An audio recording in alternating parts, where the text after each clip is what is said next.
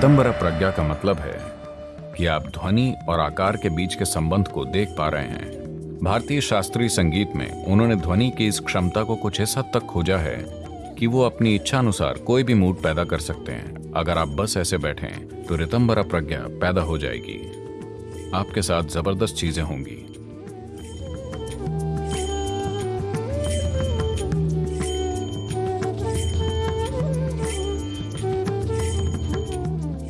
बोध का एक विशेष आयाम होता है जिसे ऋतंभरा प्रज्ञा कहते हैं। ऋतंभरा प्रज्ञा, प्रज्ञा मतलब है बोध। ऋतंभरा प्रज्ञा यानी ऋतंभरा प्रज्ञा का अर्थ है कि आप ध्वनि और आकार के बीच के संबंध को देख पा रहे हैं। हम शायद आप में से कई लोगों के साथ इस पर बात कर चुके हैं। यदि आप किसी ध्वनि को ऑसिलोस्कोप जैसे ध्वनि मापने वाले उपकरण में फीड करते हैं तो हर एक ध्वनि एक आकार या एक पैटर्न बनाती है। आज ये बात सभी जानते हैं कि हर एक ध्वनि का एक अलग पैटर्न होता है। काफी शानदार प्रयोग किए जा चुके हैं, लेकिन सबसे आसान ये होगा अगर आप सिर्फ एक धातु की शीट लें और मान लीजिए इसके नीचे एक स्पीकर रखें और एक खास प्रकार की ध्वनि बजाएं। अगर आप उस पर कुछ हल्के दाने जैसे रेत या कुछ और रखें तो आप देखेंगे वो दाने एक विशेष तरह से खुद को व्यवस्थित कर लेंगे। या अगर आपके पास एक अच्छा टोनोमीटर है जहां आप हर्ट्ज को कंट्रोल कर सकें तो बिल्कुल अलग पैटर्न बनेंगे। नहीं तो आपको ये करने की जरूरत नहीं है। मुझे लगता है कि यदि आप इंटरनेट पर देखें तो मुझे यकीन है कि इस तरह के कई प्रयोग होंगे जहां आप देख सकेंगे हर तरह की ध्वनि के लिए अलग आकार उभरते हैं।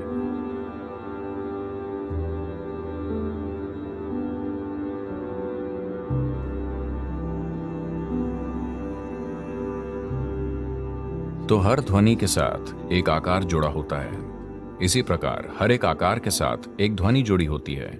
अब ये कैसे पता करें? प्रश्न ये उठता है, कैसे पता करें कि कौन सा आकार सही है?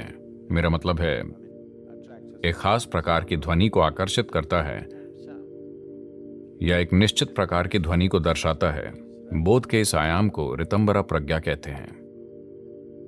बिना किसी पृष्ठभूमि के इसके बारे में बात करने से ये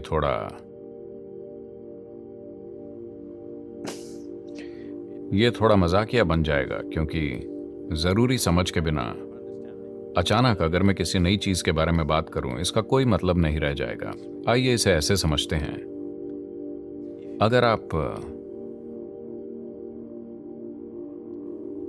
संगीत सुनते हो,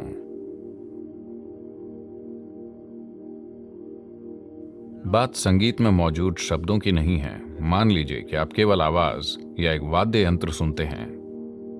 क्या आपने देखा है कि अलग अलग ध्वनियां आपके ऊपर अलग अलग असर डालती हैं?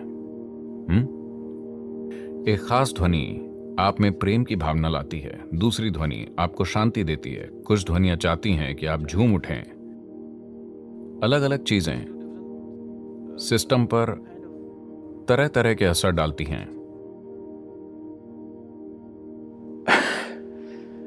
भले ही आप एक जागरूक श्रोता न भी हों, फिर भी ऐसा हो सकता है। कहीं कोई लयबद्ध संगीत बजा रहा है, लोक संगीत, या मान लीजिए कि रॉक म्यूजिक चल रहा है। आप वास्तव में नहीं सुन रहे हैं, आप बैठकर अखबार पढ़ रहे हैं या कुछ और कर रहे हैं। शरीर हिलना चाहता है, यह पहला संकेत कि यह नृत्य करना चाहता है। In Indian classical music, they have explored this sound thing to such an extent, they can create any mood they want. भारतीय शास्त्रीय संगीत में उन्होंने ध्वनि की इस क्षमता को कुछ इस हद तक खोजा है कि वो अपनी इच्छा से कोई भी मूड बना सकते हैं। इसका कुछ अनुभव करने के लिए, अगर आप संगीत सरल चीज है, इसमें कोई जोखिम नहीं है। आपको ऐसा संगीत सुनना चाहिए जिसमें शब्द ना हो। इसका मतलब ये नहीं है कि आप लिफ्ट वाला संगीत सुनने लगें, उस तरह का नहीं। कुछ लोग ध्वनियों के विभिन्न स्तरों की खोज कर रहे हैं, चीजों को व्यक्त करने के विभिन्न तरीके, जिसमें शब्द ज्यादा नहीं है, कुछ शब्द हो भी सकते हैं। भारतीय शास्त्रीय संगीत ऐसा है, पश्चिमी शास्त्रीय संगीत भी कुछ हद तक ऐसा है, पर उसमें वाद्य यंत्र ज्यादा होते हैं, है ना? कम से कम ज्यादा आवाज नहीं है। यदि आप ध्वनि पर आधारित संगीत सुने जिसमें ज्यादा शब्द न हो, तो कुछ हद तक आप इस पर अपनी पकड़ बना पाएंगे। इसे करने का एक बेहतर तरीका यह होगा कि इसमें खास मंत्र हों, लेकिन यह तकनीकी रूप से सही होना चाहिए। संगीत को भी तकनीकी रूप से सही होना चाहिए। लेकिन यह आपकी समस्या नहीं है, यह संगीतकार की समस्या है। आप बस सुने। शास्त्रीय संगीत में तकनीकी रूप से सही होने के लिए सालों साल लग सकते हैं, पर आप मंत्र काफी आसानी से सीख जाएंगे, क्योंकि मंत्र सिर्फ तकनीकी हैं, उनमें ध्वनि की सुंदरता नहीं देखी जाती। आपने सुंदरता को नजरअंदाज कर दिया है और केवल तकनीक को देख रहे हैं।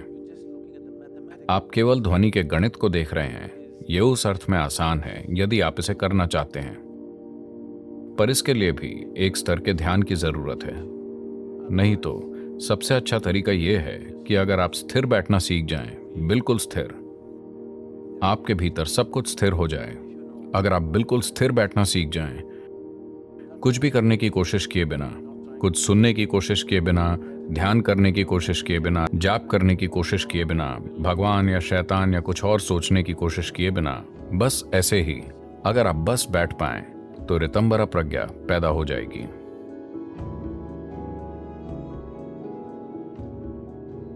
एक और तरीका जिससे आप ध्वनियों और इसके गुण का बोध पा सकते हैं वो है, अगर आप ऐसी जगह ढूंढ पाएं जहां मशीनों की आवाजें ना हों और आपका फोन टिंग टिंग ना करे। चुपचाप अगर आप पेड़ों, हवा, पानी की आवाजें सुन पाएं, सिर्फ प्राकृतिक ध्वनियां, अगर आप सिर्फ पर्याप्त ध्यान दें, आपके साथ अद्भुत चीजें होंगी। अगर आप, पता नहीं अब वो वहां है कि नहीं, शायद वो अब वैसा नहीं रह गया है। ये जंगल भी बनाया गया है। कई बार मैं दक्षिण भारतीय, आपको पता है, They're kind of tropical rainforests.